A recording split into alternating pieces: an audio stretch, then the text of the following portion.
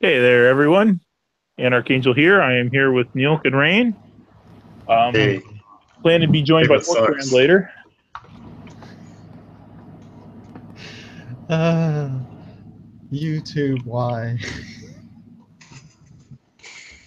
I'm glad everyone's able to join us tonight on this channel since my current one is going to be down till November. So I wonder when they'll figure out how to put live streams behind the interstitial.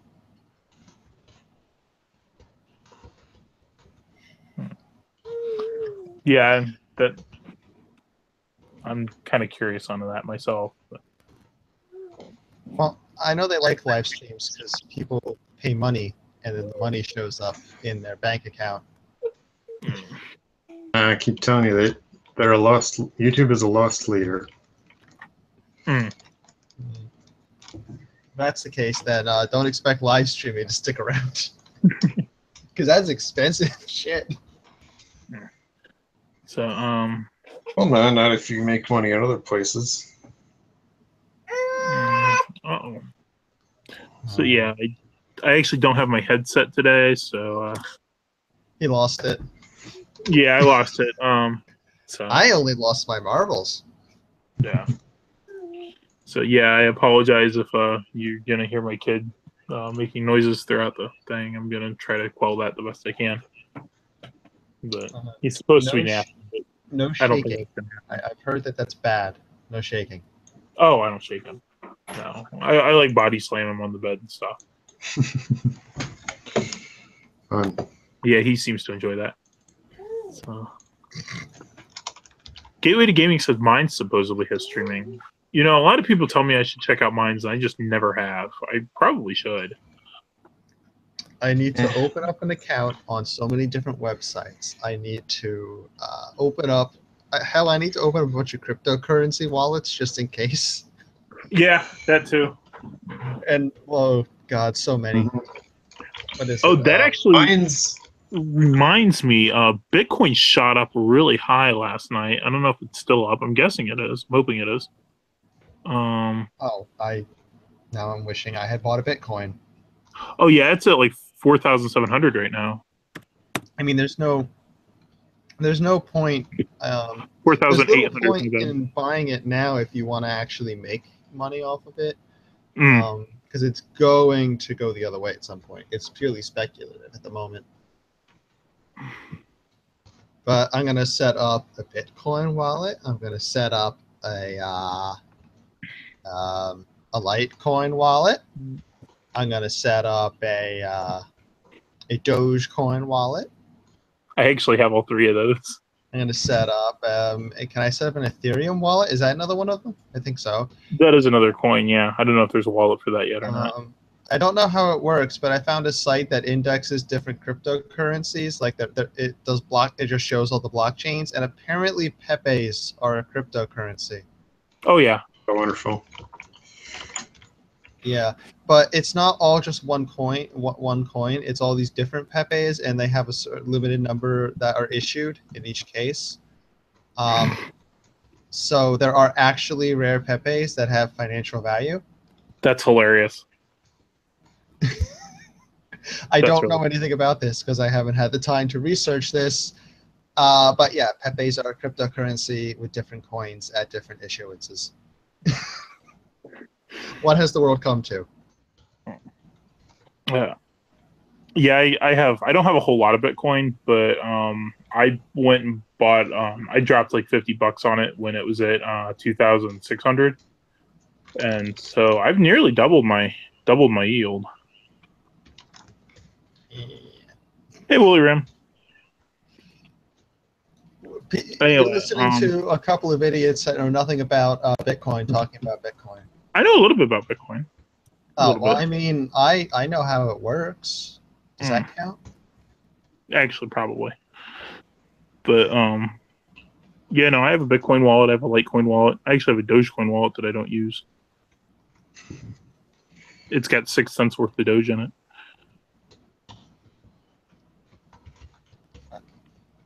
I'm not even sure. Actually, that's kind of a bit. Dogecoin, it shot up. Like when I originally got Dogecoin, I had like a quarter of a cent in there, and then the value of it like launched up to where now I have 6 cents. So if I had actually put like real money into that, I'd be loaded, but I didn't. So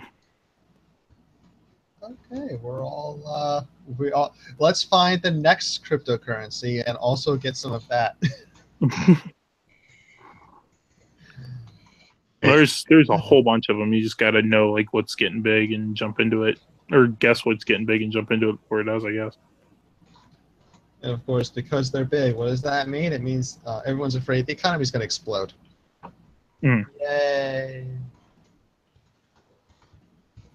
Anyway, the main topic of this week is the flood. So we had that, and there's kind of two subtopics that came up with that. The first and most appalling thing is Linda Sarsour. And if you don't remember her, she's the Muslim woman that was leading the Women's March. And she's just kind of an overall piece of shit. Don't say. Muslim woman running a women's march. Yeah. Presumably that means a women's rights march? Yeah, it was like a women's rights. It was like that women's march against Trump that happened back in like March. She was one of the people in charge of that, yeah. And and she goes on and says stupid shit like, Sharia law is good for women and shit. She's nuts. Are you sure it's a women's rights march and not a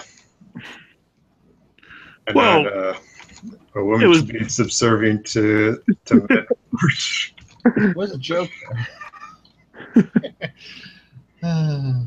But she apparently set up a charity that was supposed to go to help the people at Houston, but instead it was going to some Acorn thing. It was essentially going to a political campaign to support her instead. So she was basically pocketing the money. Yeah. Hold on, I'll find info on that. Oh, that's just nuts. Oh yeah, she's a real piece of shit. Really, really bad joke just gets ignored. Okay, I see how it is. Sorry. The hurricane actually had a lot of stuff happen around it. Yeah. Let's see. I'll get on to the next thing, I guess, after this one. Because you might have two, but there's way more. Yeah, if you got more, go ahead and bring it up now while I look for this, I guess. We're going to talk about Trevor Noah calling Antifa, what was it, vegan ISIS? The video. I downloaded the video. It's actually pretty funny. But if we have to be careful we show that though. He shows a clip of two weeaboo Antifa guys playing Toho while wearing hooded masks, and they're saying they're worried about the alt-right stealing Japanese culture. I'm not joking. I believe you. What? Yeah. But what? Those evil white supremacists are at steal Japanese culture. Yes, I mean, they might be white supremacists, but for some reason they're going to steal something from another race instead of creating something of their own. What? Do these? Oh yeah. I mean, I guess it was supposed to be patently absurd, but still. The fuck is a web pee? Sorry, I just tried to. The part that bothered me the most was that the Antifa guy had a Slayers poster on his wall.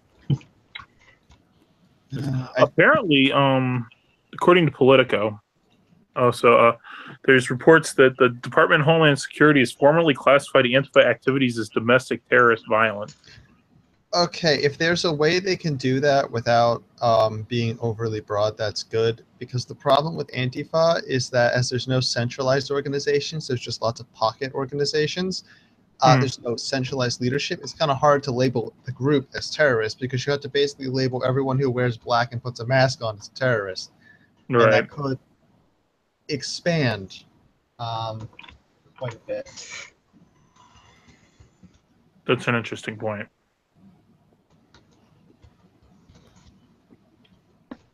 Okay, that's the source for that. Furthermore, that's kind of one of those things the left does, where like they'll try to claim, well, anybody that's anti-fascist is Antifa, despite the fact that obviously not.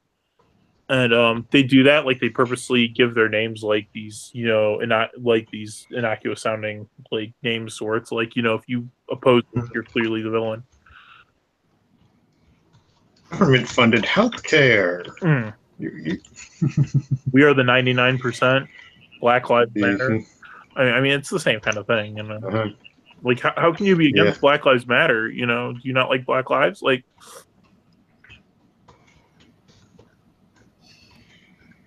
well, I see a tweet about it, but I don't see an actual link. Oh, there's the link right there. I'm fucking blind. That's great. There we go. Yes, wonderful.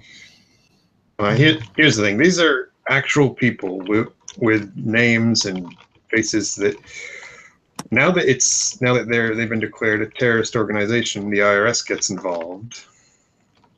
Oh. Yeah. So it isn't. They're not saying that everyone who calls themselves. They're not saying that everyone who is against fascism is a terrorist. They're just these individual people are going to be looked into a little. Yeah. And to be fair, they didn't say that Antifa is a terrorist organization. They said Antifa activities are terrorist violence. I think this might be the way around the problem, to basically take the action and say that the action is terrorism.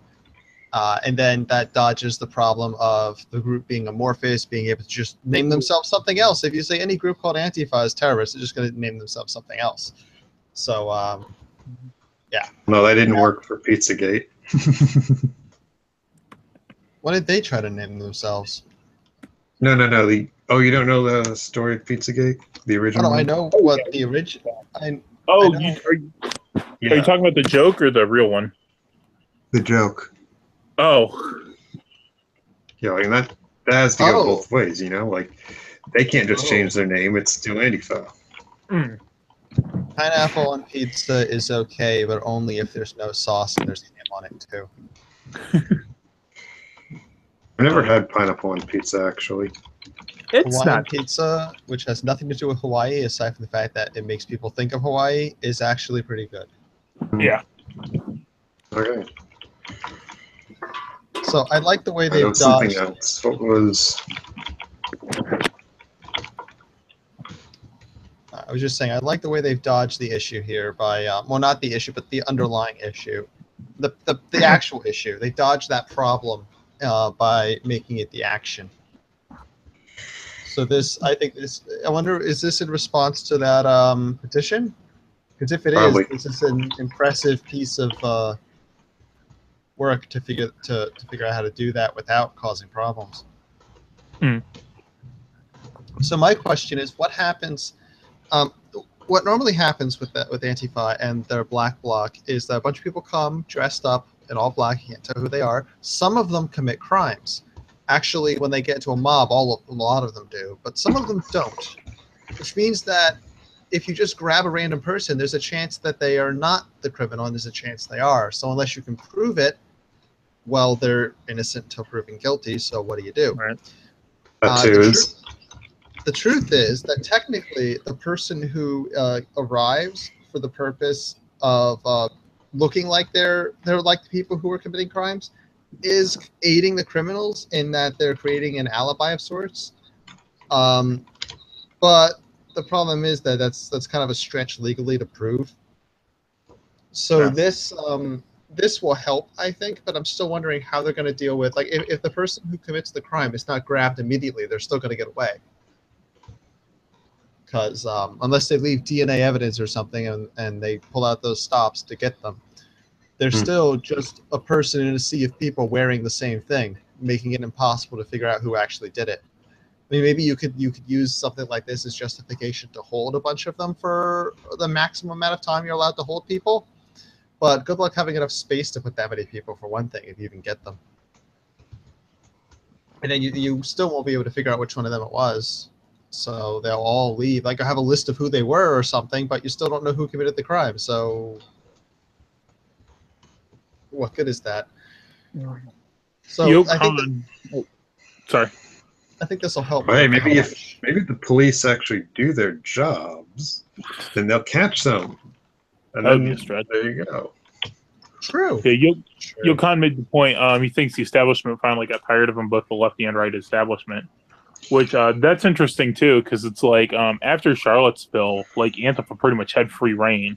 All they had to do is not be assholes, and exactly, it's amazing. Well, the thing about that is they want it.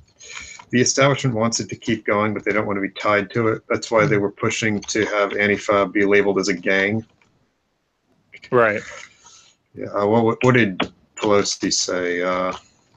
Yeah, because Pelosi. These people calling themselves Antifa or something like that, or she was very. If you listen to what she said, she was extremely specific and actually did not throw Antifa under the bus, but threw people who are calling themselves or claiming to be Antifa under the bus, creating a way to worm out of it. Very interesting. Not real Gamergate. Oh dear. It is kind of funny to see exact same types of things playing to the other side. Yeah, just watch. The left is going to freak out over this. Oh, yeah. But yeah, the reason that the media started saying or started speaking against Antifa is purely down to, I think, the most recent events at Berkeley. Probably. Where I imagine Boston probably had something to do with it as well. Maybe. I don't know, because it was still only a few people even knew what actually happened in the gazebo. Yeah. Well, it was like with Boston, they like the outlets are trying to say those aren't the bad guys. Don't attack those guys. It's like, no, sorry. Well, that's some of the news, but the grand majority of people, just who went through normal national media, who aren't from the area, had no damn idea. So honestly, I think it was Berkeley, because at Berkeley, who were they counter-protesting? They couldn't claim to be protesting or counter-protesting anything because it was no one there. Yeah, nobody showed up. Antifa just showed up and started beating random people on the street. I mean, that was the single stupidest thing they could have possibly done. Oh yeah, what a failure. Of course, the truth is that's essentially what they've been doing the entire time. They show up somewhere and beat people on the street. It's just that normally there's actually a group that the media can go, see, they were beating up Nazis. Or the Nazis did the violence, but there were no people that could say, see, they're the Nazis. It's just innocent people walking down the street. It's like, he's wearing a polo, he's a Nazi. Yes, that actually happened. Oh yeah. There was a reporter, Tim Cast had a clip of this, and there's even another angle from another journalist, where this independent journalist, he's streaming to a YouTube channel, to an alternate actually, because his primary probably had streaming privileges revoked. And they ask who he is. He says that he's an independent journalist. He says what channel he's streaming for, and they're checking it on their phone. And all of a sudden, someone just yells Nazi, and they all just start saying Nazi, Nazi, and like they all rush him. They wrap him in a banner so he can't really do anything. They steal his phone, and then after that, it kind of cuts off. But yeah, the crowd just decided, oh, this guy's a Nazi. We're going to rush him, possibly beat the shit out of him, except there were other cameras. That's where we're at. We're literally at the full mob mentality, where someone says Nazi and everyone else jumps. It's unreal. And I think that's what finally did it. So it's kind of weird to say, yeah, they did something stupid that they shouldn't have done because they tactically, but then also consider, well, one, they're anarchists, communists, so they don't follow anyone's instructions, except for someone who gives them a lot of money, ironically. My overlays. Sorry, we're talking about Antifa. Oh, it's all good. Yep, I just have to uncover your face. Which faction of the U.S. government is using Antifa, and which faction is opposing this usage? I think Berkeley has pretty much cost Antifa its any kind of value it might have had. At Wooly Ram.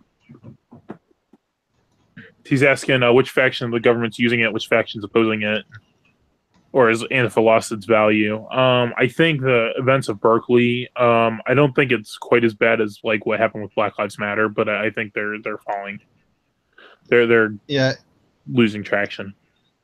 Oh, Black Lives Matter. Did it ever lose its media darling status? Yeah. There were two events that did it. It was the sniper that was like shooting the cops in Texas. Ooh. And then when those 4 kids grabbed that mentally handicapped dude and like tortured him for like 36 Even hours. though they weren't actually BLM, they were matching the rhetoric. At least. Yeah, but it's still kind of. It was after those two events happened that Black Lives Matter just like disappeared off the face of the earth. I have a feeling Earth cut their funding after that. Why overlay? Well, no, they cut the funding after the election. Oh, yeah, there's that too. Oh, true. Yeah, they just got to disappear because they didn't have funding anymore. There we go.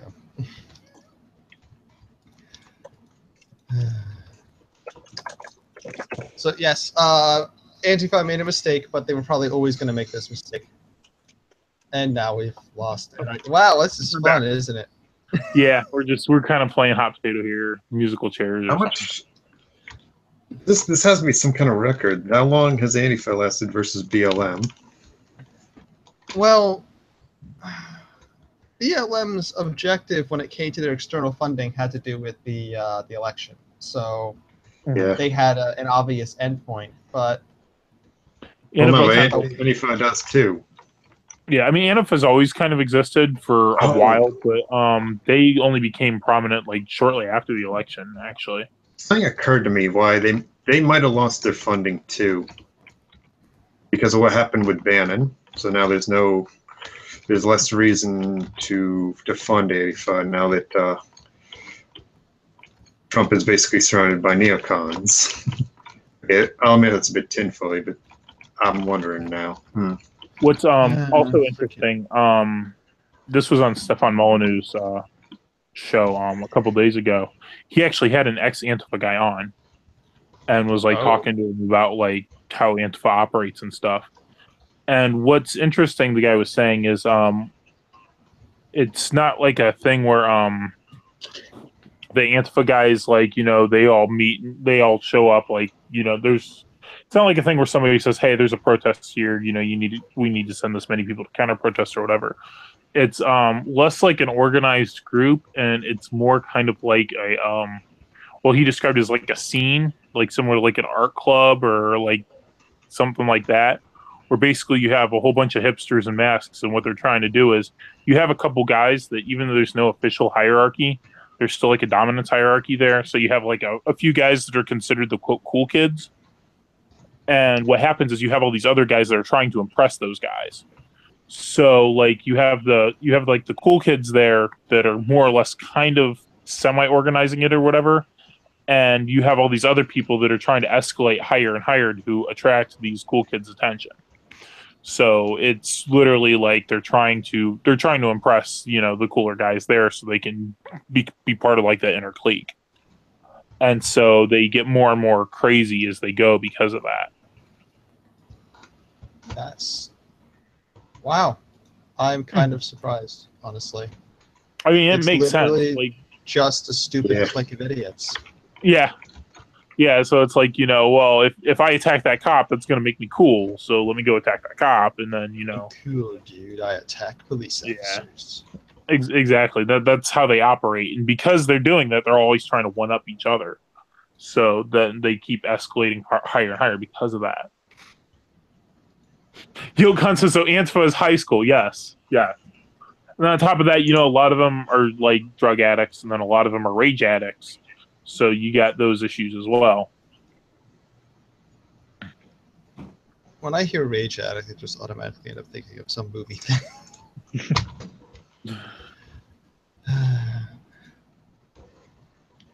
I like how we've drifted right off of the hurricane and onto Antifa, a hurricane of its own.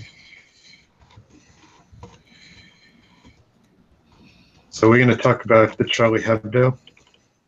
Oh, yes. I actually have that that here I was just fighting the never-ending battle of making the overlay actually match who's in the room, because God damn it, I just put both in the overlay. I'll check the boxes later. Yes, where did I put that? Oh yes, it's right here. Lovely Oh imagery. yeah, the Charlie Hebdo thing. What's with the Yep. foot? Is that just to imply he's stupid, or what? Or does that mean something else? What? There's a foot sticking up. That's always been. Oh. Ever since I saw that one, it's been bugging me. It's like, what does it mean? I don't know. He blew both his hands off making moonshine. God knows. Maybe I'll ask Templar later. He might know. I think it's just an attempt to be funny. I mean, It just confuses me. I would ask what happened to Charlie Hebdo, because I thought that they had some understanding of what the truth was, hence the cartoons with Muhammad and such in them. Unless well, no, they could be radical centrists. Well, I'm just thinking, A, people are dead, or B, they actually don't have any real idea of what's going on, and they just do whatever they can to be shocking. Yeah, it's probably that. That's kind of sad, because the brief moment that you're right, you get some traction, and then you say something retarded like this. Like, for fuck's sake, what city got hit, everyone? The hardest. Houston. It was Houston. What is Houston? I've heard. I think that's the city I've been heard called the Blueberry of Texas. QQ compared it to California. Yeah, it's really that bad. It is bad. Sanford's. Yeah. I didn't know it was that bad. Have you seen the King of the Hill episode about that part of Texas? I didn't, but I mean, I'm not surprised there is one. I don't know anything about Texas, but I'm gonna guess that it's either the upper blue thing or one of the other, or the lower right, or the probably that lower right one. It's one of the blue spots. The Blueberry of Texas. Yeah, and obviously the coast, because the coast. Yeah, I mean it's definitely the lower right one. It even looks like a blueberry, dude. Oh, it kind of does. Huh. Yeah, a little berry in the southern county and the little leaves in the northern county. So yeah, all those Nazis are apparently Democrats. Well, okay, I know the KKK was actually Democrats, but you gotta love the irony of this, though. It's like the single hardest hit place, the place where all the people are actually in the horrible, like the worst state of it, is just full of Democrats and minority everything else. What? Yeah. It's saying work brains aren't authorized to come into the chat. That would mean that he got maybe his connection was so bad a few times that automatically banned him. I don't have access to the control room, or I could try to see if he was banned or something. I don't know how to give you access to the control room. I don't know either, but apparently if you do that, if you fall out of the stream, as long as someone has the control room, it'll stay streaming. Hey, there it goes. You have access now. Yay, I can change people's volumes for everyone, and I can eject bad actors. Cool. Bad actors. I wonder if that's going to eject me forever. Oh wow. Oh, that's okay. That's a widget. It has misaligned my entire overlay though. Sorry. No, that's fine. When I close the widget, it'll go back. But no, I don't see a list here. There's no who's banned. What the hell? Okay, if he has his link, tell him to try removing the ampersand off user equals 0 from it, and try it again. Because Google is a piece of shit. And yeah, that single query string piece can actually break the entire link. I have to delete it all the time, actually. Gotcha. All right. There we go. Overlays back. There we go. We'll try that. Okay. Don't touch the big shiny red button, Yoke. Yeah, let's kick Archangel out of his own podcast. So you're going to show the other two cartoons I drew? Or not the Hebdo, there were two others. I didn't see any others. There was one about a guy complaining about the government, and then brown skinned woman who works for FEMA rescues him. Of course. And then there's another one about a guy who's saying that it's like that God sent the helicopter, and he's supposed to be an idiot for some reason. I heard about the second one, and I know why. Yeah, it's okay. They're saying it's a secessionist. However, it's the National Guard that saves him. Although I think the Cajun Navy, or not the National Guard, the Coast Guard, which is funny because that's not the coast. So, yeah. You know, a lot of people are doing Joel Olsteen shit because like he didn't open up his church for like people that had survived the flood or whatever. Apparently, he did eventually. He did eventually, but here's the thing: he wasn't asked to, and the reason wasn't. I know, but if you're a church, well, he should have. But here's the other thing: I guess most of his church is like an underground stadium, so it would have been pretty useless in a flood anyway. We have an orc brand. Yeah, we do have an orc brand. It was the ampersand auth user equals 0. I have to take that off the link about 75% of the time, or I can't join. He's saying he keeps getting kicked out, so he's not sure what's going to happen. But well, we'll see, because he's not saying anything. So it's probably he might need to completely close Chrome and then open it again. Well, he said he was trying a different browser. Yeah, this one. This is the one. Oh, I have to. Hey, orc brand. Yeah, see? I don't know. It's all right. You're in. Awesome. He's multiplied though. That's fine. I'm gonna build a war. Every time I get kicked out, I'm gonna have another guy. I just gotta turn our images off. You're just gonna sit there. Are you still there, orc brand? Yeah. Okay, I've good. turned our images off for a moment so we can actually see the whole cartoon here, since this is the way it frames. Look at this thing.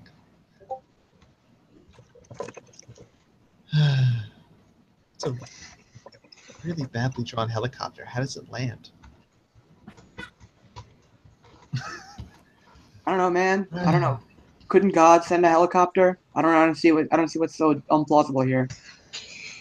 Yeah, I don't either. But yeah, it's yeah. I mean, even if you're an atheist, you take this as a turn of phrase. It's still fine. Yeah, it's just a dig at Texas secessionists. Mm-hmm. But like Houston, like 49% white. Vote for Hillary. Democratic mayor. the blueberry of Texas. Yeah, we had this on screen earlier. Jesus. It's ridiculous. I am going to double check where Houston actually is on the map, so I actually know which blue spot it is. Probably the one like. Well, keep in mind, these people don't care about being right. They just want your web traffic. So. Yeah. I like how Politico deleted it like 10 minutes later.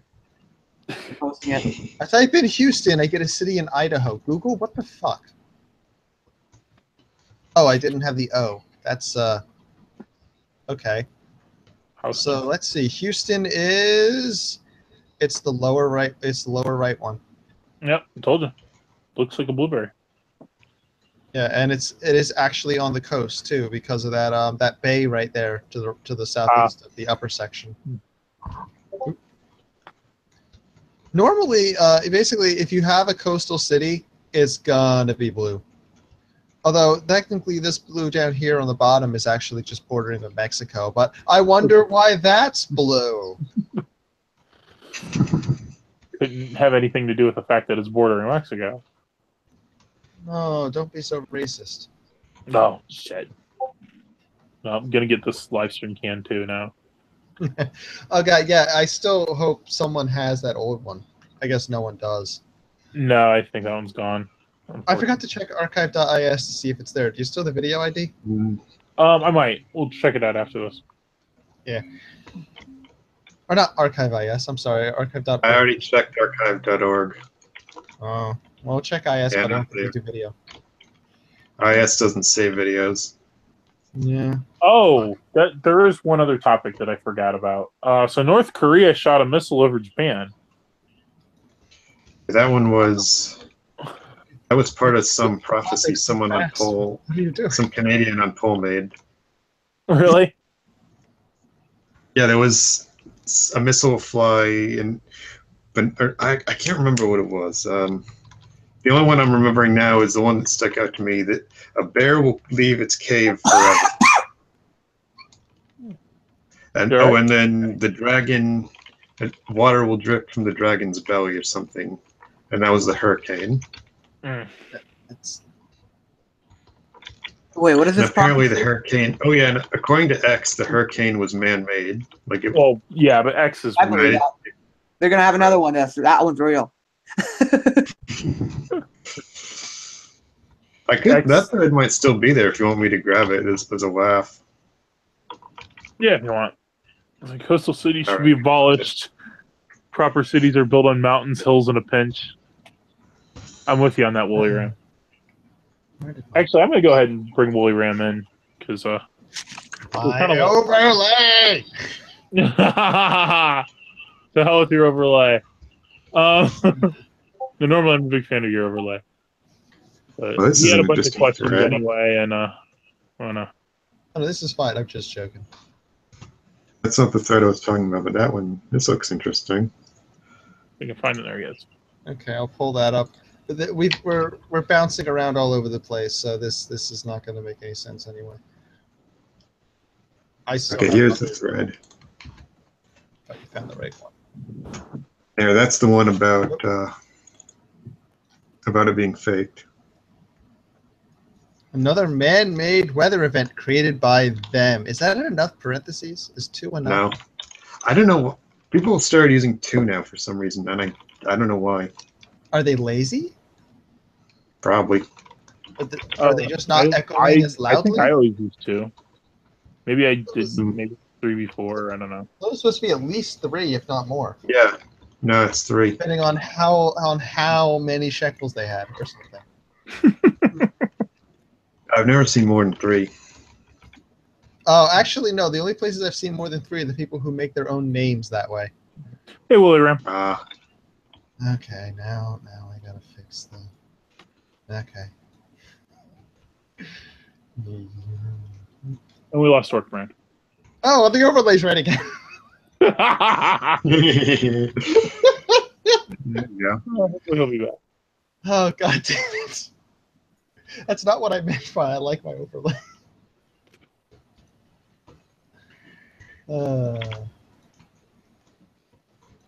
Yeah, that's it's like, I'm sorry, we can't create weather like that. We don't have that ability yet. Well, no, I didn't say create. It's that it was starting to die down, and then suddenly it picked up again. Well, If I where remember the was thread it when correctly. it picked back up exactly? What says in the thread? Alright, okay, fine. You're gonna make me read. Revenge of Texas for their immigration policy declaration. Strengthen the storm. What's good? Wet surface water vapor generators, power plants are able to strengthen. Okay, if that did happen, it wasn't on purpose.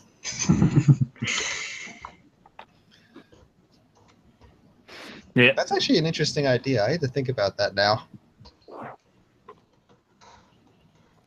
Damn it, the conspiracy site is making me think about things. And now there's 2 woolies. There we go. Hey. Excellent. Yeah, it sounds like you're having the same problem Orkbrand was.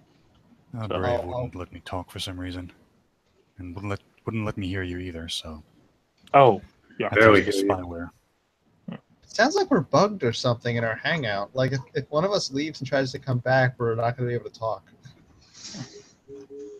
I haven't had that issue, and I've gotten kicked out a few times, which is its own issue, but personally, I blame that on my phone. Neil, can you try boosting me a bit if you can't hear me? Yeah, I can see if we can do that. I had links open for things and I lost them. Okay, yeah, I increased his volume. All right, is this better? Oh, much better. Yeah, Wow. Alrighty then. that's how I roll. All right, so you said you had some questions? Actually, I just wanted to bellyache a bit. Okay, yeah, that's fine. Mostly it's a bit to do with the Houston thing, from what I've noticed. Just a bunch of call them greenies, I suppose. Okay. Sort of, expressing their joy and happiness that this disaster has happened over a red state. Mm-hmm. The blue part of a red state. But yeah, but they don't know the difference. As far as they're concerned, all of Texas is evil Republicans. True. But the point I'm trying to get to is it's something I wrote a bit in the Twitter group. It just seems more and more that at least leftists seem to be regressing, and it's almost universal sort of regression. They're rejecting math, the scientific method, monotheism. I'm not even religious, and I'm sort of like, why the hell would you reject monotheism? It's one of the best inventions we've made. They're trying to go back to childhood. Yeah, they believe in subjective. Yeah, they believe in lived experiences and subjective reality, which is why pantheism makes sense to them. So, who's the god of Daddy's money? There's the thing, actually, because an additional regression is the regression to childhood. Yeah, you've probably heard it more than once. That communism only works within the family. Mm-hmm. If you take interesting. If you take your perception of how things should work from inside, from a family perspective, and communism, could work if everybody treated each other like family, etc., etc. Yeah, but That's why communes can work. in theory, but even those usually break down. Yeah, they can't be too big and they only last so long. Yeah. Linkages between the people where they consider themselves like family start to break down, and then there you go. Yeah. That's the other thing is, like, most leftists, as far as I can tell, tend to come from broken homes. So I don't know if that's like almost like a wish fulfillment. Are you sure? Because I've seen a lot of them where there's absolutely nothing wrong in their home at all, and they lash out about it. Like, I almost wonder there's two different groups, because the group I'm aware of the most, the ones that complain the most, have no adversity at all in their lives. So you're talking like the more elite types. Yeah, I guess. Yeah, that's the true. ones that went to college and absorbed all that stuff. They're basically they have.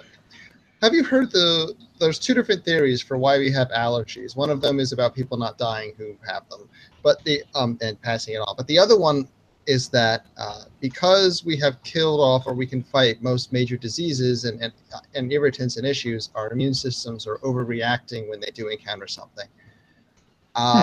That almost applies here, in that these people, they have no adversity in their lives. They're well off. Their families are well off. They have good education, theoretically. They go to college, and then in college, and even before that, it's creeping earlier and earlier. They're told about microaggressions and how all these horrible things are happening at all these minute levels that people can't detect, and how there's this massive matrix of oppression going on.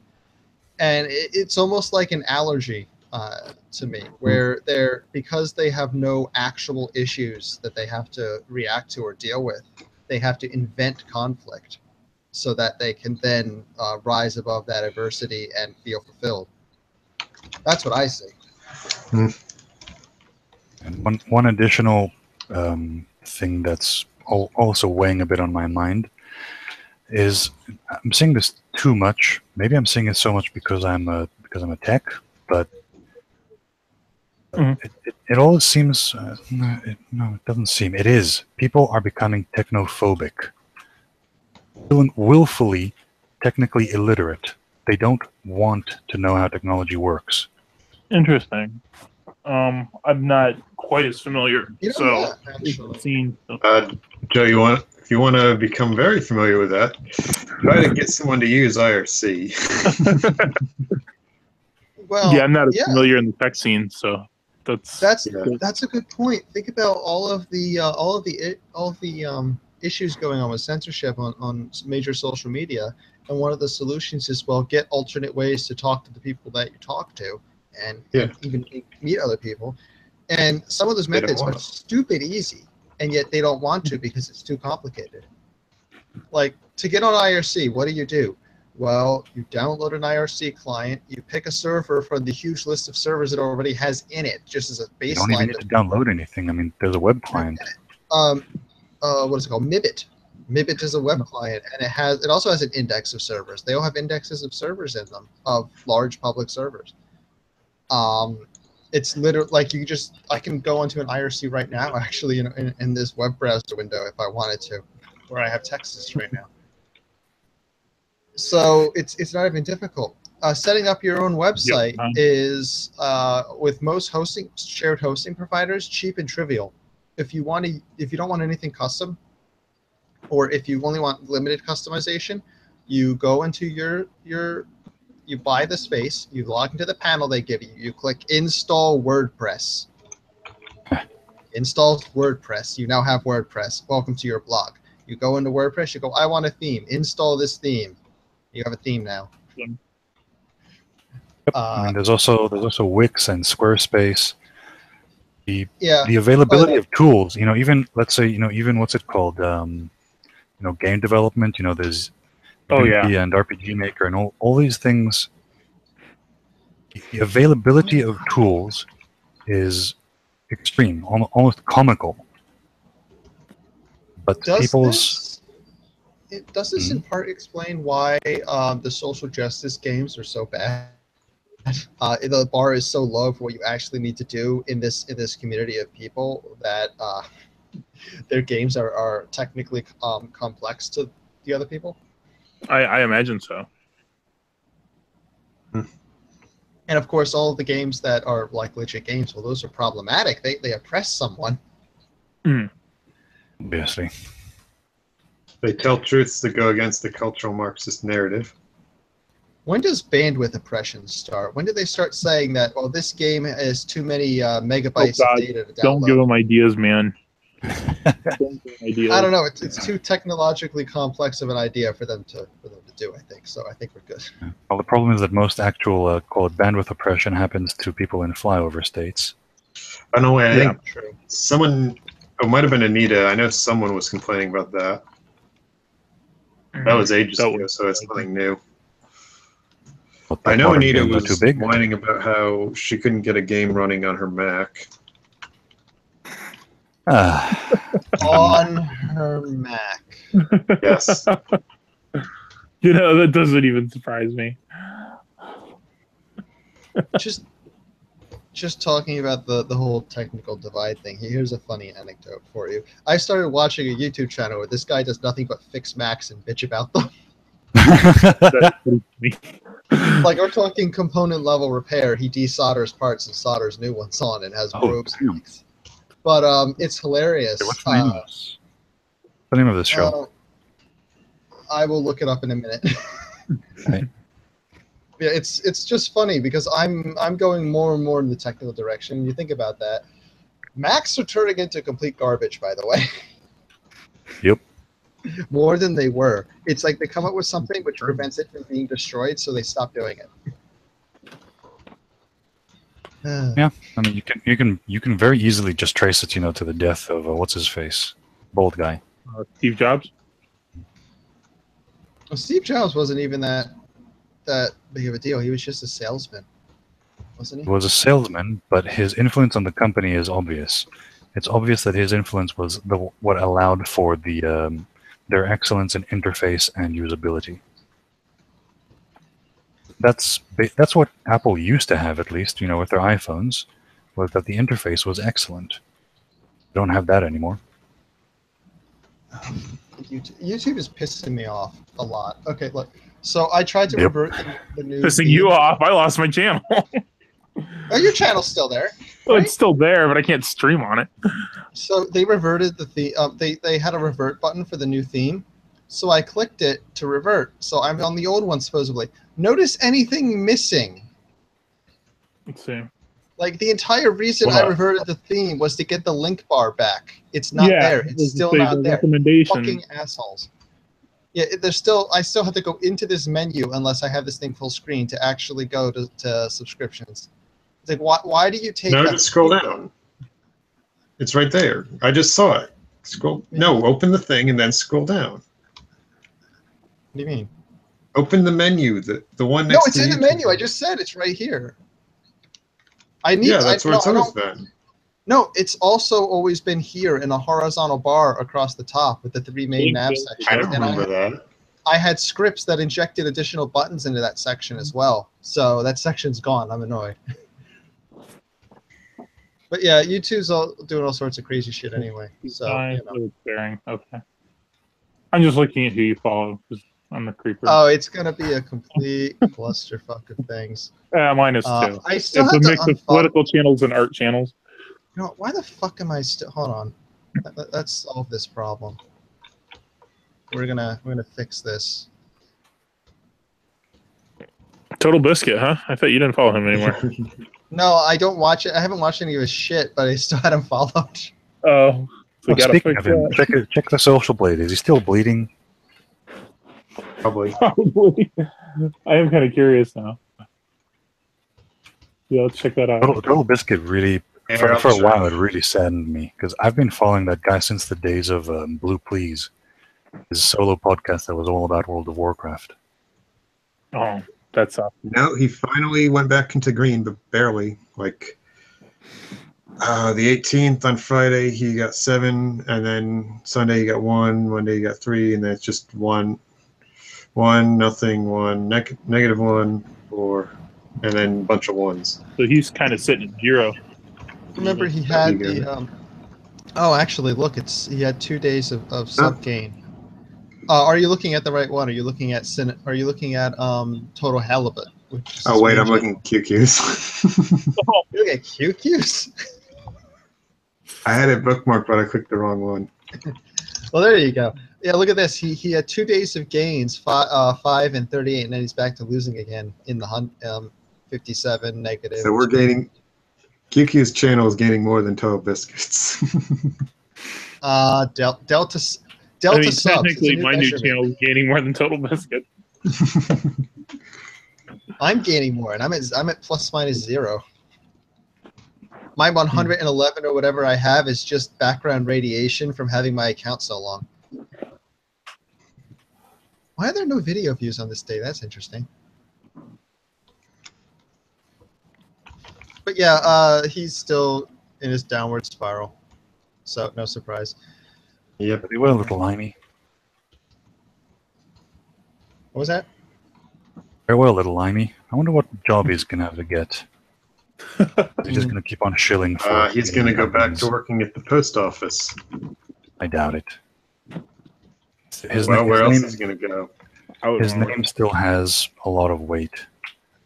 Yeah, that is true. For now. I'm not. How long has he been? Like, I'm not as familiar with like the gaming YouTube scene. How long has he been doing it? Like About 5 years now. About 5 years. Almost 6. Way more than that.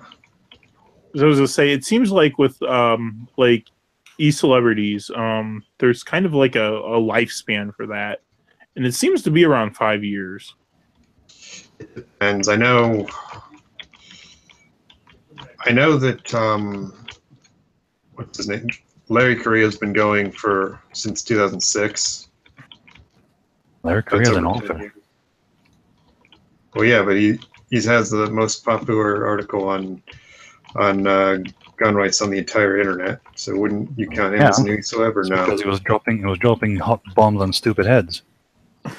We have what's our definition of e-celeb then in that case? I don't know. Oh. I was thinking more like for videos and such. I think he meant YouTube wonks. Yeah, like okay. YouTube or Okay, so just like YouTube. video celebrities. So as I say, you do have exceptions because I mean, like Angry Video Game Nerd, he's been going for like 10 years or so, and Yeah. he's still pretty good. But for the most part, it seems like you get like a 5-year window, and after that, you're kind of old news. Yeah, but I mean, he could have. It's true, but if you survive those 5 years and maintain quality and don't let it get to your head, you can still keep going. I think what's his face's problem is that he He just doesn't want to do it. Like that's the thing. It's a job he doesn't want to do, but he doesn't know how to do anything else, and he doesn't want to go back to the post office. So, yeah, what's he going to do? What else has he done? Actually, I know there was the post office. There might have been something else. I don't know. He worked at Game for a while. Yeah, and before the financial collapse, he was a financial analyst. Oh, Isn't there a legal thing he tried to do as well? Oh, he has his education is in law, but I don't think he passed the bar. I found the channel in the videos.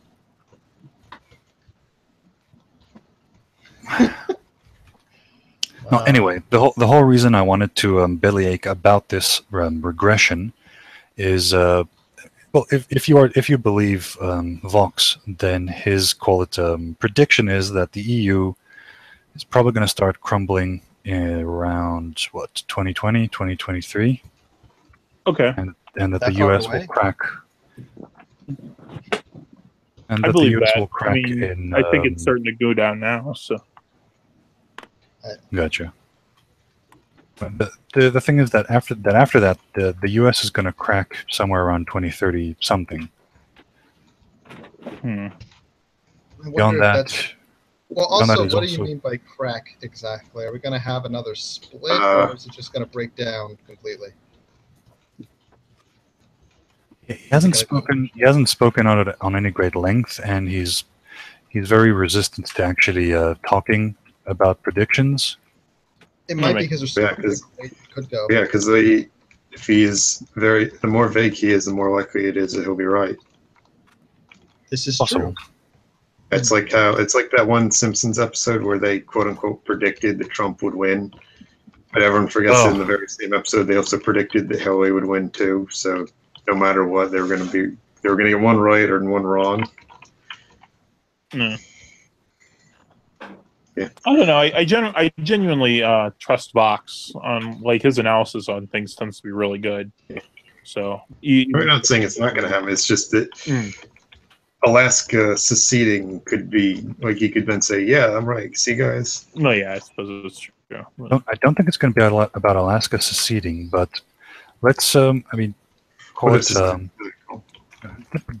I'm getting constantly squirreled away from the subject I'm actually trying to cover. Okay, so the actual thing is, if these predictions are true, that means we're going to face a certain degree of call it breakdown, societal breakdown, and the real big problem is that the U.S. is the guarantor of world naval trade. Yep. Oh, right. So the problem I'm seeing here, which is what really worries me, is that we have already used most of the easily available raw resources, especially metals and rare earths. And with the way that people... There's a lot of resources left, but none of them are easy to reach now. Yeah. Like copper, silver, even iron. We've mined everything that's close to the surface. That's why they're so interested in Antarctica right now, because the lack of human civilization there means that even the surface iron is still there, just under the ice. Interesting. So we need global warming. Yeah, that or really good drills. But yeah, it's because for people who don't know, the iron that we have on this planet was deposited when there was this massive biological die-off, and it just coated the planet basically. And then layers built on top of that over time. And so when we dig up these veins of iron, these massive amounts of iron, these massive strip mines, That's why. It's because basically this massive die-off of simpler life forms resulted in all this iron everywhere. And we have never touched Antarctica for that. We have touched every other continent for it, but we have not touched that. And I guess there's probably under the ocean too is another place, but that's hard to get to. Harder than harder than Antarctica. space in some ways. The pressure, yeah. Yeah, we might start mining asteroids before we start mining the bottom of the ocean in any real capacity. Yeah. So my worry from this whole willful ignorance and not wanting to know how technology works is that what we currently have is all because of technology, and technology that is only possible because of the availability of resources. And resources are available because we have the technology to get it. I If see. you have political breakdown, and if the seas are no longer safe for trade, things are going to turn bad. Yeah, well, the only people we'd be able to trade with if the seas went that way would be land routes with Canada and Mexico, and then whatever we can reach in South America through Mexico, which is a little rough. Yeah, that wouldn't go well. Considering that we have China do our manufacturing, and China is constantly stealing our technology. Well, for fuck's sake, when we ask China to build something, we have to tell them how to build it. So they know how to build all the stuff that they build for us, obviously. That's actually, interestingly, how America got the jump that it did. World War II, we had to make a lot of stuff for the Allies because their factories were being bombed. So we got this trunk full of all these plans for all this stuff and a working radar magnetron, and that catapulted the United States. Oh, we also got the paper on the feasibility of the atomic bomb. That is why the United States, it just shot us ahead of every other country because we got all of Britain's work on that stuff without being war torn. And we just, with this massive land area of resources we have, we shot past all that. We did the atomic program. We nuked the country twice. And then with the Cold War after that, keeping the technological race on, and then they collapsed. So we were basically the last ones left with all this crazy stuff. And now we're having China build it all, and we're forgetting how to do it. Oh, dear. I think there's Good times create good men. Good men create good times.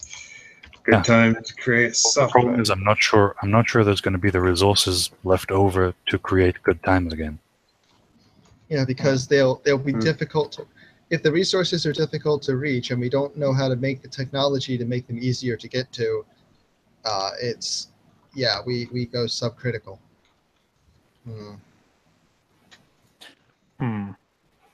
I don't like that. Everyone prepare to move to China. Actually, China is even worse. Yeah, China's going to fall. Terrible situation. It's going to be India, I think, is manufacturing. I think so, actually. Too, yeah. That's assuming India can deal with the Alice snack bars and Christianify in time. Yeah, because oh god, can you imagine if everything's just people on camels in deserts? You regress to that point? Oh god. No. Oh, we've lost. Did we lose or gain? I'm still here. I don't think we'd ever regress that far, but we'd never leave the planet. Oh, I just didn't fix my UI when I changed scenes, that's all. That's an interesting point. I guess it really comes down to if we get the technology to leave the planet before it comes to that. Well, we have the technology. Well, I mean, we have the technology to leave the planet, but I mean more like the technology to colonize. No, we can do that right now. The problem is that the best and most effective way to leave this planet, to the ability to lift city blocks into space, requires the detonation of multiple nuclear bombs. So I'm pretty sure that we're not going to be rebooting Orion anytime soon. Yeah. Oh dear. Even though I think they managed to get the death count of a small Orion ship down to like 0.1 people per launch on the planet would die. They Okay. still didn't find it acceptable. But that was also back when they were doing the research before the bans on atomic weapons that occurred. Though Atomic technically, you testing. wouldn't even need like a colony on another planet. You just need mining operations on another planet Yeah. to. What we need is a swarm of drones in the asteroid belt, That's sending us raw materials. it's That would be actually pretty cool. there's a few things you can do to do that more effectively too. Like you don't need fuel to get there because you can push them from here. Yeah. By several methods. They only need to use the fuel to come back. Mm. And maybe depending on if you've already figured out what's in the asteroids, there might be something that can be refined into fuel. So yeah, there's a fun bit there. You could just push them out there with lasers or something. It'll take a while, but Mm. But I mean, for all of that, you need a technologically aware and interested society. yes. You need a society where kids want microscopes for their birthday. Yeah. I was saying, like in some levels, I think technology is doing okay, but yeah, I think you're right. Like as far as like space travel, I don't see It's any. not doing okay.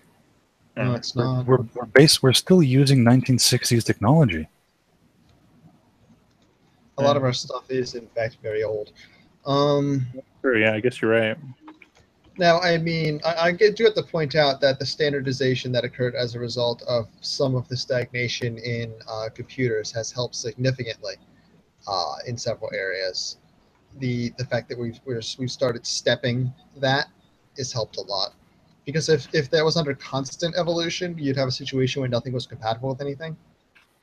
We had that situation in the early 90s. Yeah. Yeah. So when everything's standardized on the PC and the x86, that helped. And then we eventually jumped to x64. ARM came back as a mobile platform where it originally wasn't, because they decided to go into power savings.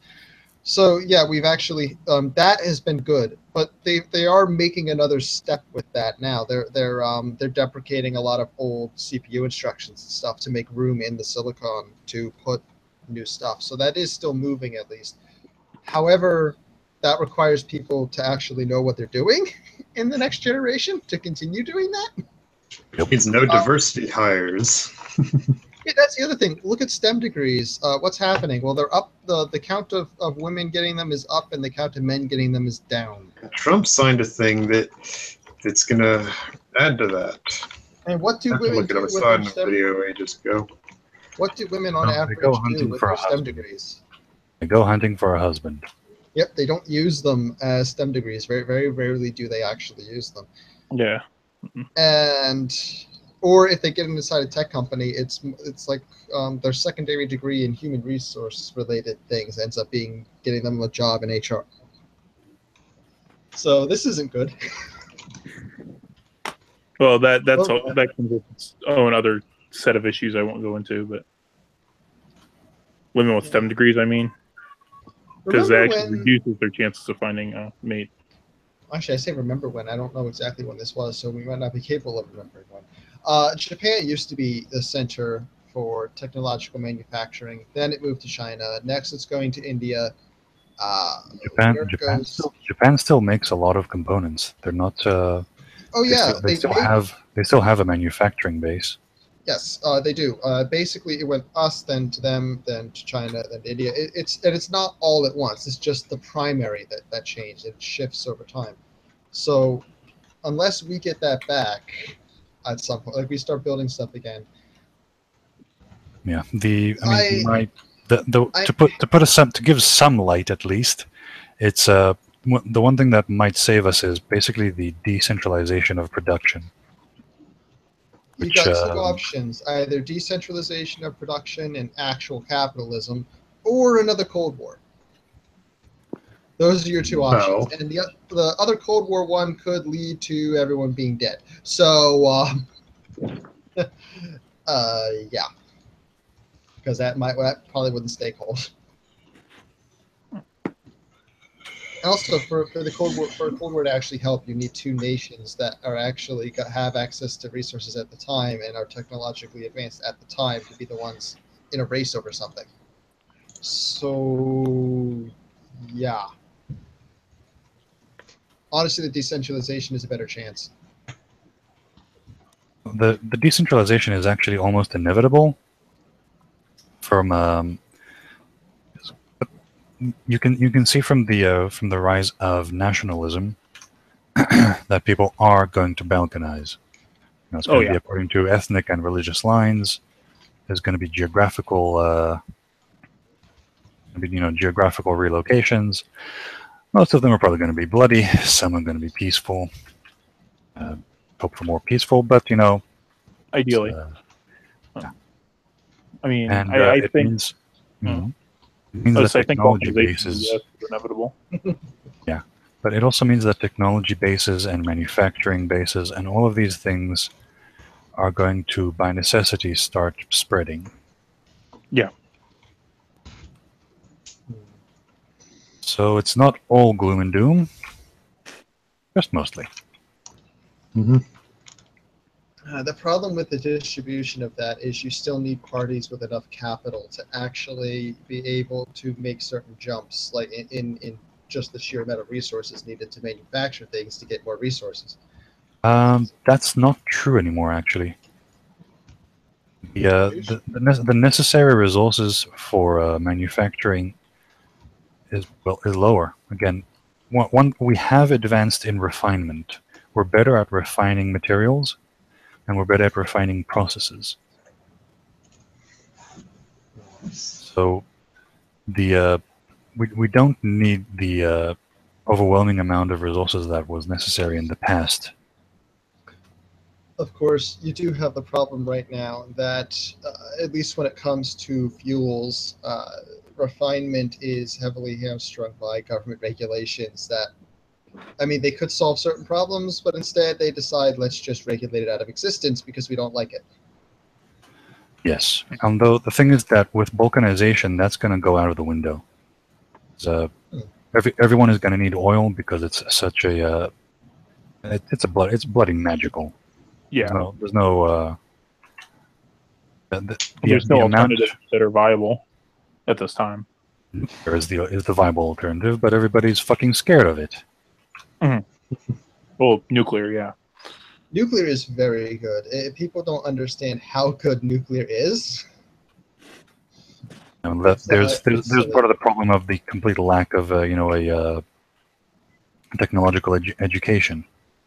Well, there's also the fact a technologically literate person knows just how good atomic energy is.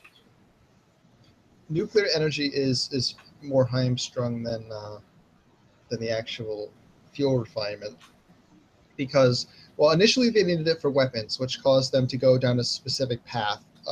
So I'm sure everyone's heard of thorium reactors.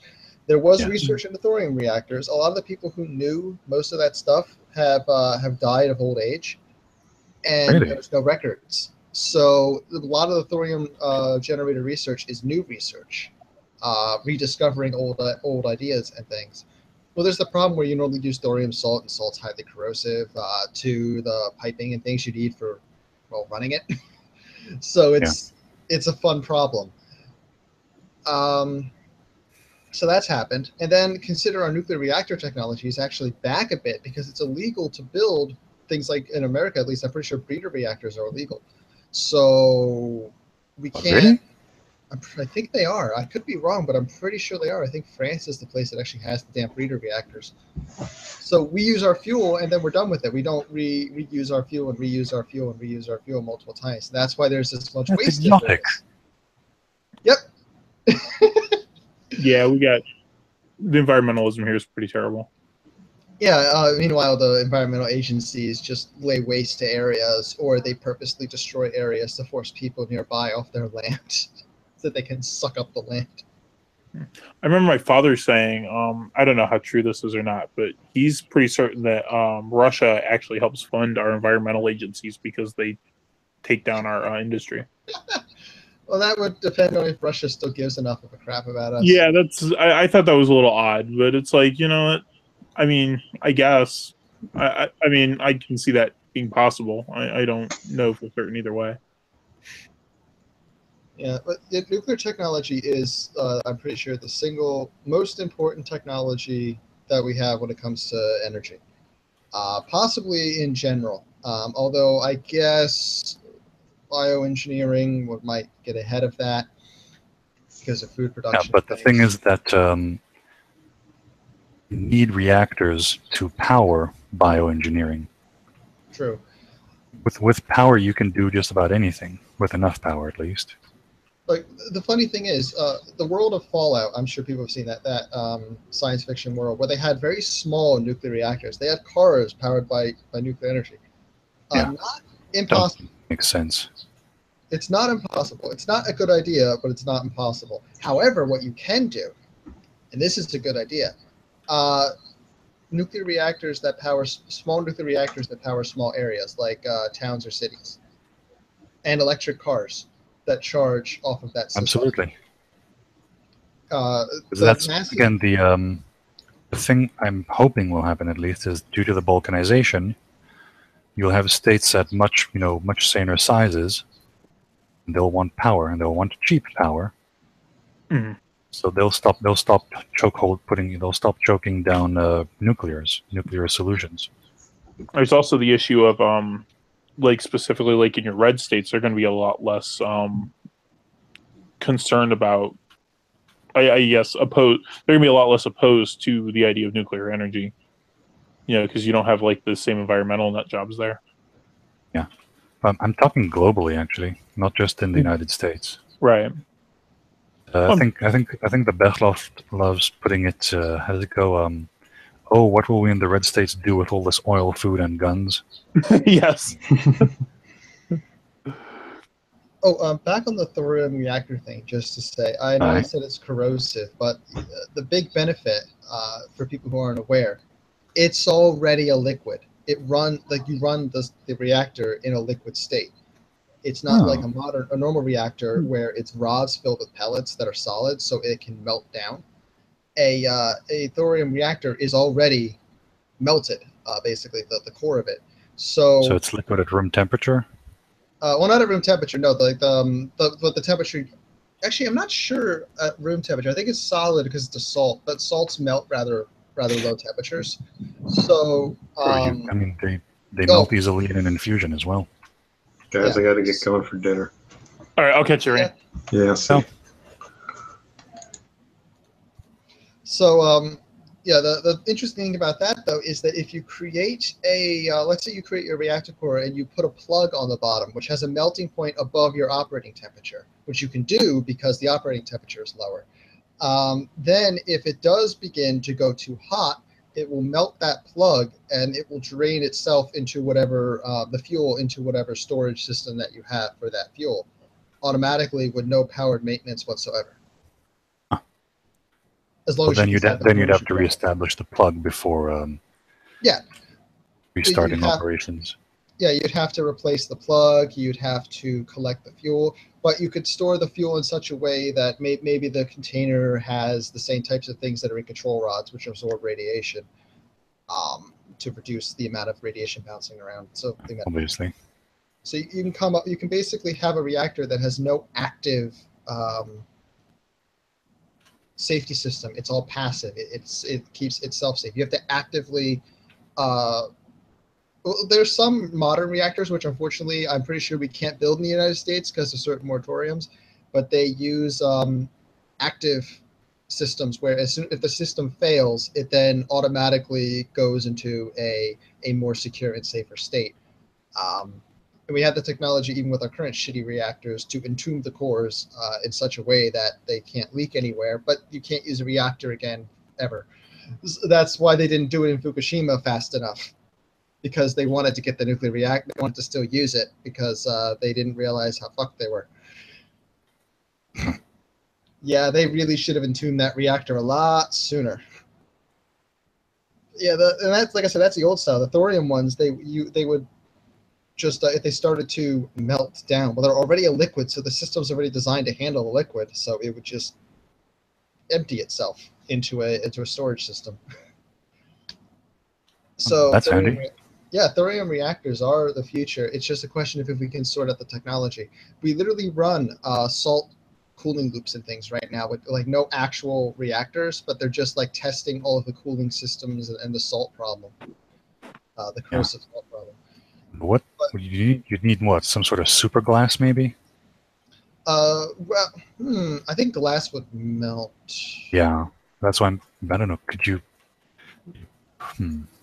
Ceramics, silver?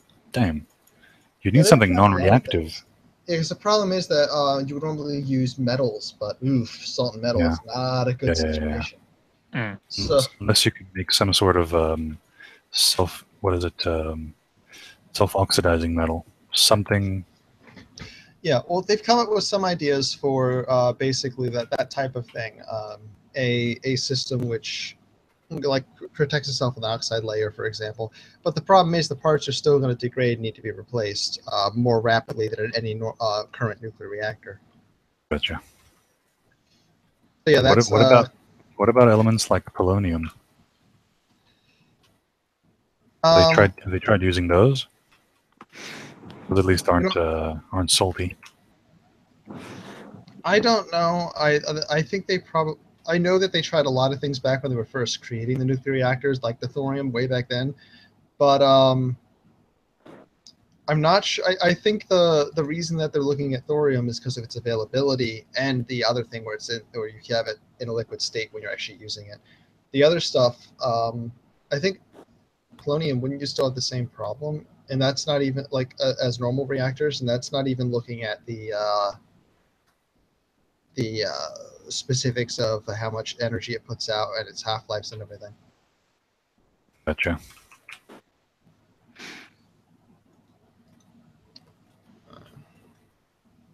I'm sitting here trying to look up what some of the things on the reactor because I've been going from memory this whole time, which means I could have made some errors. Yeah, it was tickling on polonium, and I'm not sure why. Whether it was really good or really bad. I can't remember what polonium was used for. That's the problem.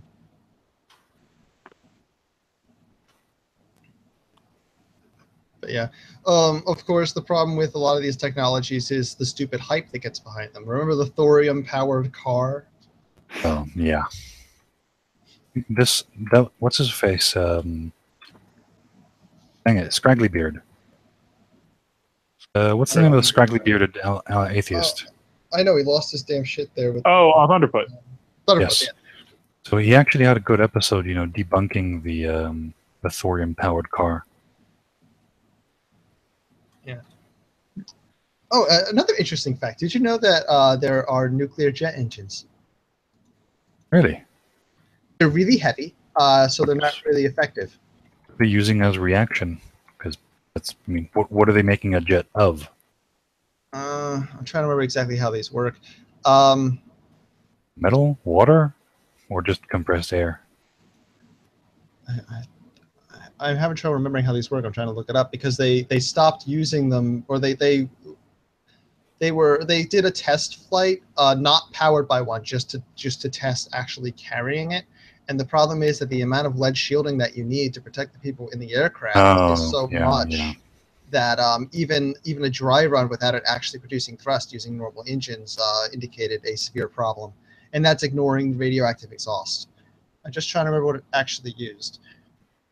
Let's see, X-32 engine using heat supplied by a heat transfer reactor. That's not even the one I'm thinking of. There's a straight up reactor where it just it's actually very few moving parts, if any. It uses. I just love that. Yeah, heat and things. You can actually download parts for Kerbal Space Program based on the real stuff if you wanted to. So that's great. But yeah, there's nuclear jet engines. I wish I could remember the full details of it. As there are Kerbal Space Program parts, you can find a YouTube video by Scott Manley on the whole thing. And he will describe the technical issues and everything else. I'll see if I can find that after the show. as well. Or actually, maybe I'll see if I can find it now, unless I get too distracted. Squirrel. Not actually a cat. No? No. Thought you're a New Englander Puritan. Well, I'm in Alabama now. So. New Jersey and all that is New England, right? Oh, Alabama? That's deep Not south. Alabama. New Jersey, I mean. Oh, New Jersey. Yeah, Yeah. New Jersey was New England, but I am now just north of the Panhandle of Florida. So. It's weird down here. Yeah. How's the zoo going? Well, I might try to buy land out from under this guy. Really?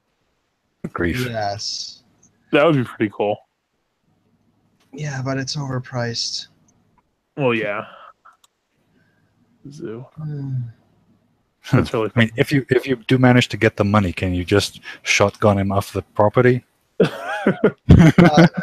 I basically would have to buy the property from the person who he's renting from without actually properly paying them. Although, actually, he got a sponsor who's some idiot foreigner. So. Oh, geez. So some foreigner sponsoring a zoo? Yeah. Oh, I say foreigner. I mean, the person lives here, but they're from another country, and they hate everyone. What are they from?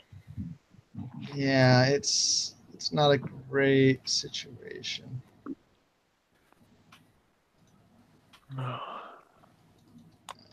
My kid went to the zoo today, and it was a real zoo, not the zoo across the street from you. That's not across the street. I share a fence.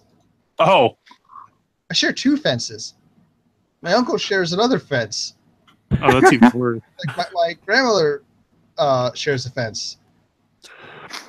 Actually, no, she doesn't. She's between both I and our uncle, so she shares a corner. Has he added any new critters to the zoo? Actually, they've been disappearing, and we're kind of concerned he might be eating them. Oh. What? Well, he doesn't have a lot of money, obviously, so... The fair that he did kind of failed. He lost money on the fair. So, of course, he's planning to do another fair again for 2 weekends this time.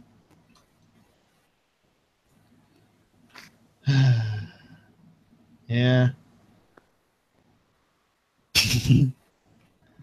Yeah, I have someone trying to build a zoo next to me. Wow.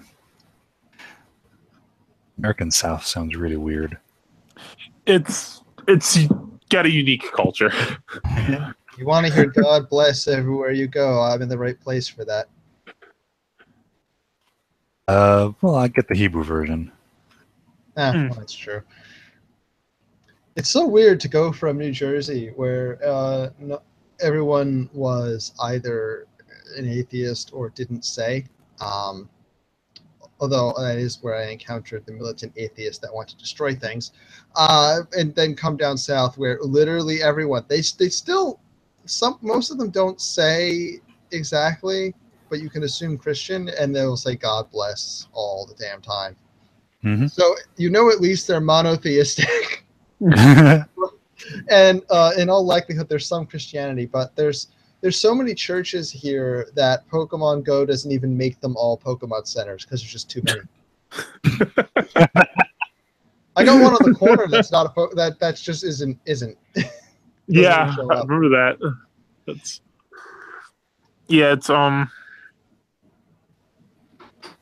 I don't really know how to describe the South in a way that.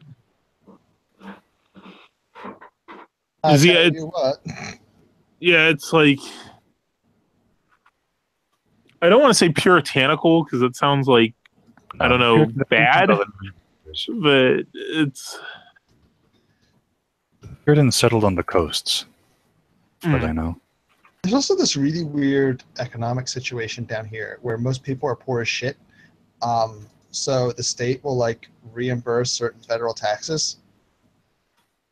But yeah, I know a lot of them. They never really recovered from the Civil War. Because the state refuses to do certain things the Fed wants them to do. The Fed doesn't give them money or much money at all. So, the whole state's poor. But I'm still paid my my New Jersey wage. Oh, nice. You work from home now? Yep. That Yep, I'm makes actually sense. paid in state too because of the payroll company, so that's great. I don't have to do like otherwise I'd have to do taxes for 2 states. Oh yeah, that would suck. Yeah. Because One of those weird situations. I mean, if you live in one state and work in another, who do you pay your taxes to? both. You pay you pay the state you work in, and then you pay whatever's left that you owe. Then you take the taxes you owe in the state you reside in, and you subtract what you paid to the one you work in. I think that's what it is. It becomes really complicated. So I'd be I, paying New Jersey taxes because Alabama's taxes are lower. I've been in that situation. I still had a have to job file that was based out of Oklahoma when I worked in Pennsylvania, and so I had to deal with that. And I lived in Ohio, so I was actually dealing with 3 states.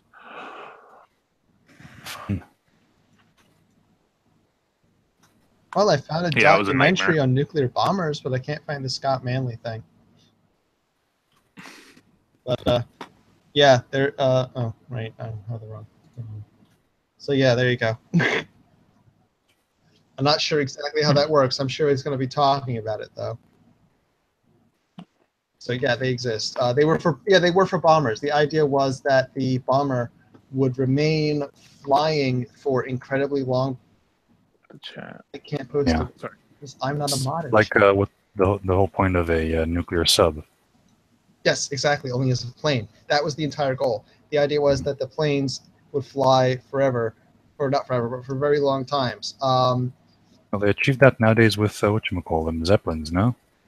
Yeah. I mean, even Zeppelins were an idea at the time. The problem is that the most efficient fuel for lift for Zeppelins is hydrogen. Which kind of explodes. Yeah.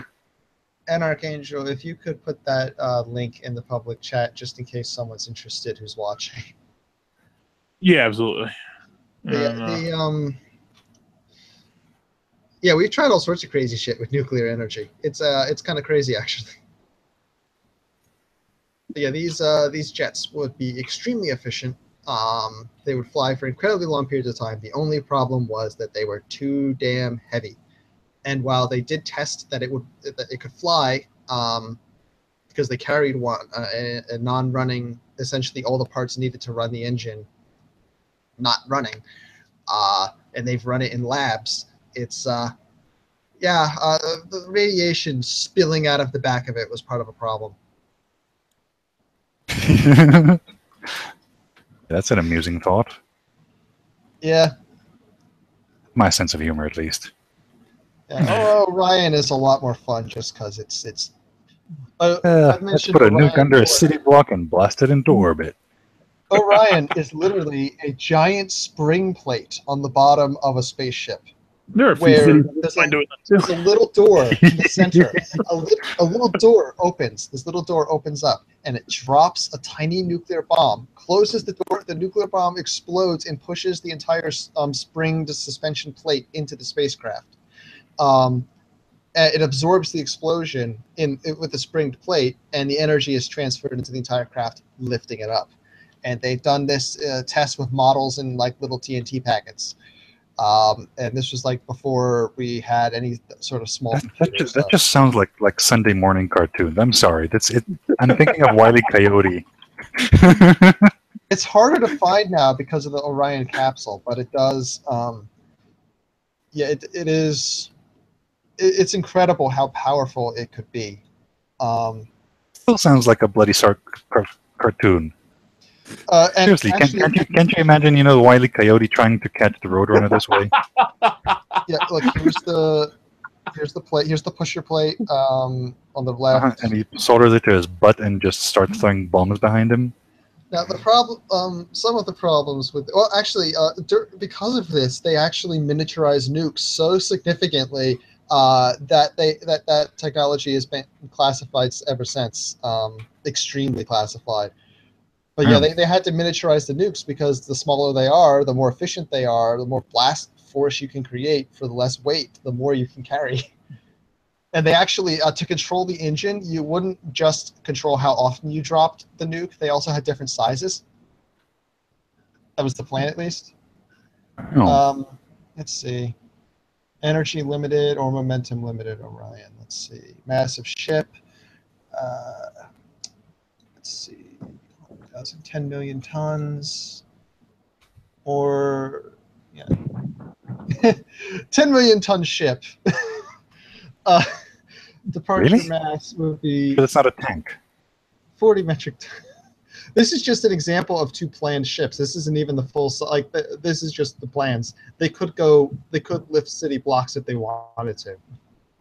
Make a big enough one. They could just lift a city block, especially with modern multi-stage nuclear systems. I mean, just think about this was during, like, I think they were still doing atomic bombs at the time. I don't think they were using H bombs yet, were they? I'm not sure the year of this. But yeah, I like the potential problems section of it. Just realize how long that is. Wow. Yeah. Potential problems. Yeah, Freeman Dyson was not too pleased with the number of people who would die. What was it, 0.1? I think they got it down to. Let's see. Yeah, okay, here it is. Unsolved problem, launch surface of Earth. Was the thought of nuclear fallout. Freeman Dyson, group leader of the project, estimated back in the 1960s that the conventional nuclear weapons each launch would statistically cause an average of between 0.1 and 1 fatal cancers from fallout. And yes, that is the Dyson of which Dyson spheres are named after. Oh, cool. So, yeah. Great time in science there.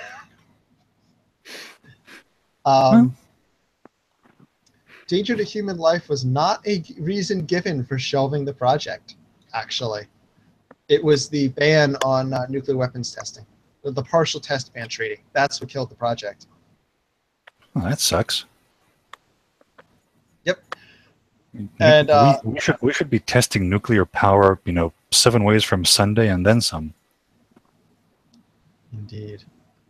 I wonder if this has the clip in it. There's that little test thing that uses TNT. Is this? Oh, it's a footage archive place. Great. So this is going to be the raw test footage. Yeah.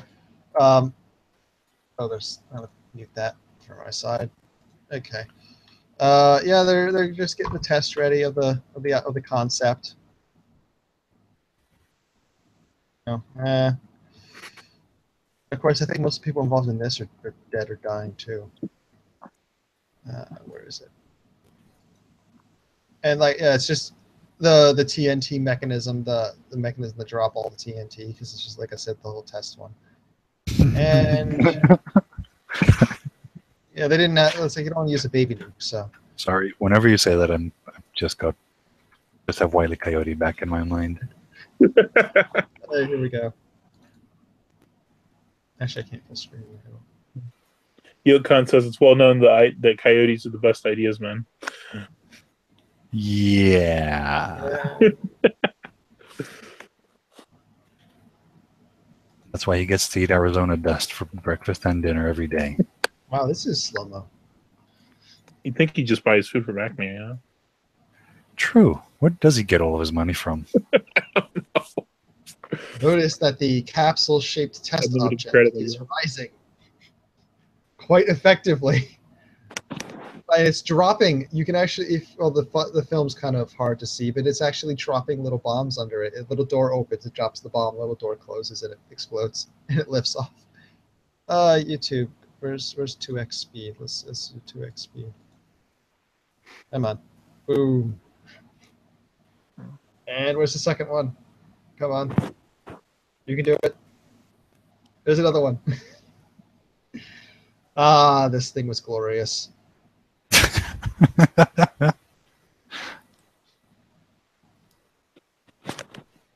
Well, these are only two detonation tests. Where's the multi-detonation tests? Oh, there's one. Actually, this is the multi-detonation test. Whee!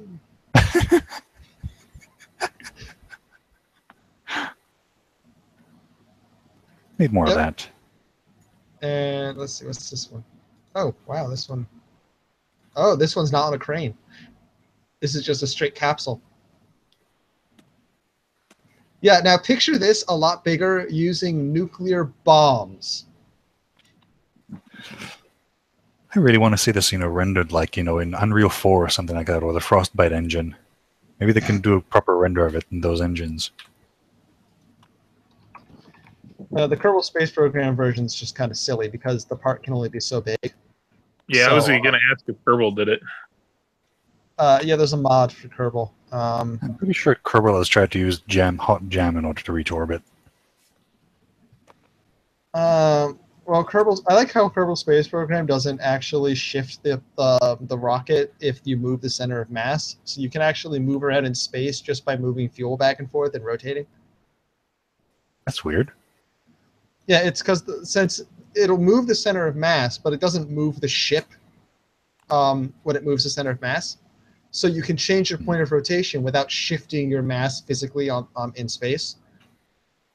Yeah, which is but what would happen in real life. But you need to use force. You need to use energy in order to move the center of gravity. Yeah, but you can use solar energy. You also, or RTGs or something. You also need energy to run the gyroscopes. But in Kerbal Space Program, because the physics aren't perfect, you can technically walk through space just by moving fuel between two containers and rotating 180 each time.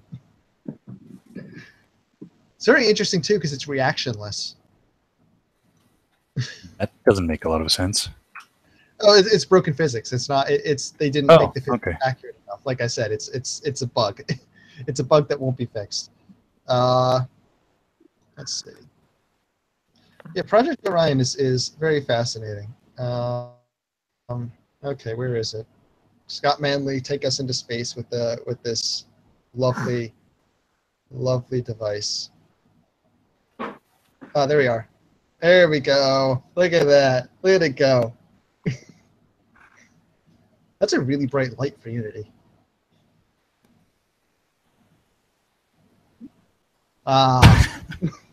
Good grief, that thing looks janky as all hell.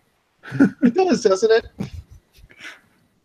Did they put a plunger, like a toilet unblocking plunger on the bottom? It's actually rather accurate too to the schematic. It's just a little small, but that's actually pretty accurate to the schematic looking at it.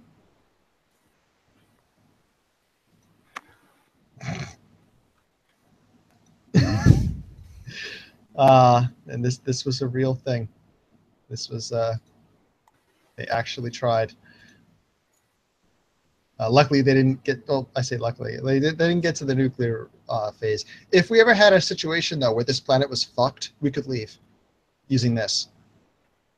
So that's always an option if we're not technologically fallen over. When you say we, how many people could fit on that thing? Well, I mean, you'd make more than one. Well, yeah. And you can make them pretty damn big. I mean, let me find largest Project Orion ship. Thing is, I'm pretty sure we have the technology base needed to survive in space colonies. Yeah, we do have the technology. It's just, well, there's a few things that are sketchy. There's a lot of chances stuff could go wrong. Yeah, the thing is, you'd need to build, something. You'd need to build systems that have 5 fail safes. Now, also, each fail safe would have to have a fail safe. You could probably use this in part to lift other things into orbit, like maybe Project Daedalus's engine, which was the idea for an interstellar craft. But the big thing is this solves the lack of a space elevator, basically. You can use this. If you have a space elevator, you don't need this. But if you don't have a space elevator, this... Yeah, but for a space elevator, you need nanotubes, and that's a pipe dream. Oh, forget nanotubes. You need carbine. And that's even harder. Carbine nanotubes. That's no. You need something with extreme tensile strength. You need carbine filaments wrapped in carbon nanotubes, because carbine is unstable unless it's in a nanotube. Carbine is a single atomic strand of carbon, and it's stronger than a carbon nanotube. The problem is that it's unstable. So not only do you need to figure out how to make carbon nanotubes, but you need to figure out then how to put inside of them an unstable chain of carbon atoms that link together a stronger thing. But we could build a space elevator on the moon with Kevlar. Kevlar? Yeah, the Strong strength enough? is enough. Yeah, for the size of the moon and the orbital, the rotation and everything else. Yeah. We could tie the moon to Earth. That would be unwise because the Earth side of things is part of the problem. Also, we're not tidally locked, and any space elevator has to be Yeah, tidally we probably locked. don't want to be tidally locked. No, we turn into an egg. Yeah. I like eggs. On that note, we should probably go ahead and close it here. We kind Probably. of jumped on a tangent for the last hour.